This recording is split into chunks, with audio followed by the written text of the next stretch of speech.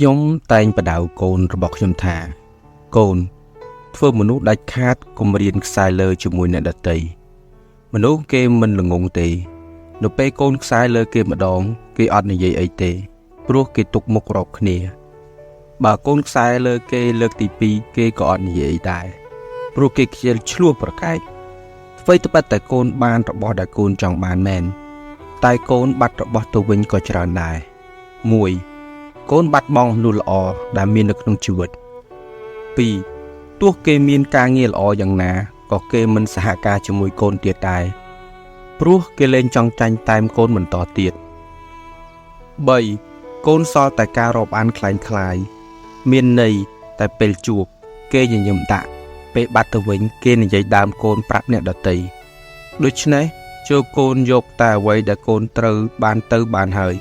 ហាមដាច់ខាតខ្សែលើចំពោះអ្នកដទៃ